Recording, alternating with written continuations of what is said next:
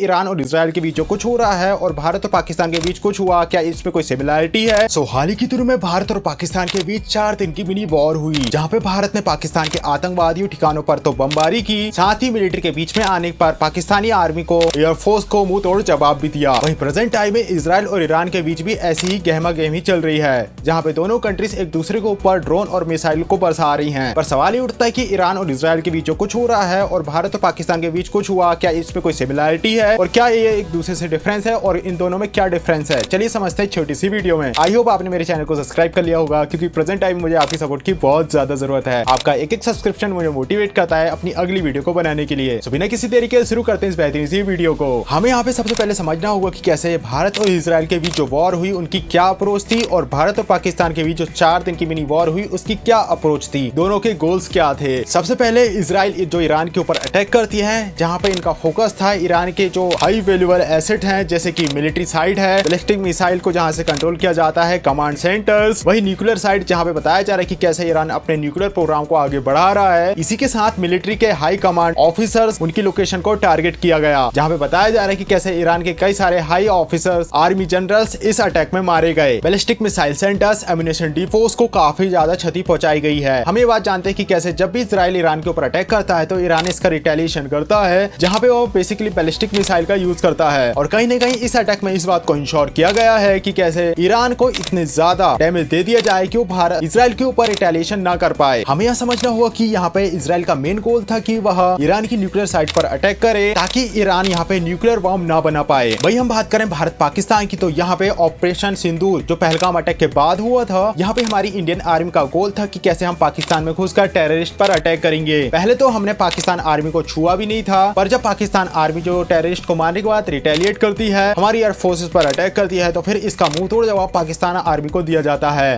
पाकिस्तान के कई सारे एयर बेसेस पर अटैक किया जाता है, पर यह अटैक काफी ज्यादा सिंबॉलिक था। हम चाहते तो वहाँ के हार्डेस्ट शेल्टर पर भी अटैक कर सकते थे, पर हमने केवल कमांड फोर्स को टारगेट किया ताकि वे अपने एयर ऑपरेशन को कंटिन्यू ना कर पाए। हम यह समझ सकते हैं कि दोनों कंट्रीज के जो ऑब्जेक्टिव थे, अपने गोल्स दोनों ही डिफरेंट हैं। इजराइल जिसका गोल है कि ईरान अपने न्यूक्लियर वेपन ना बना पाए और वापस रिटेलिएट ना कर पाए, वहीं भारत जिसका गोल था कि कैसे वह आतंकवादी ठिकानों पर बमबारी करे। बेसिकली उन्हें ये बात बताया कि ऐसे ही वो भारत के ऊपर अटैक करके वापस नहीं आ सकते, बच नहीं सकते। इसी के अलावा जब इंडियन एयरफोर्स ने पाकिस्तान फोर्स से फाइट करी, तो ये एक सिंबॉलिक मैसेज था कि कैसे अगर अब भारत के ऊपर टेररिस्ट अटैक होता है तो कहीं ना कहीं भारत इसकी जिम्मेदार पाकिस्तान आर्मी को मानेगा और उन्हें उसी की भाषा में जवाब मिलेगा। भारत ने 9 जगहों पर टेररिस्ट ठिकानों पर बम बरसाए। वही पाकिस्तान एयरफोर्स जब बीच में आती है तो उन्हें भी मुंहतोड़ जवाब दिया जाता है, कई सारे एयर बेसेस को नष्ट किया गया। सो गाइस, ये थी एक छोटी सी वीडियो जहाँ पे आपको ये बात समझ आ चुकी होगी कि कैसे इजराइल और ईरान के बीच जो कुछ वॉर चल रही है और भारत और पाकिस्तान के बीच जो कुछ वॉर हुआ, उनके बीच गोल क्या थे, उनका कारण क्या था। शॉर्ट में कहूँ तो यहाँ पे इजराइल जिसका गोल है कि वह ईरान को न्यूक्लियर वेपन नहीं बनाने देगा, वही भारत जिसका मोटिव था कि पाकिस्तान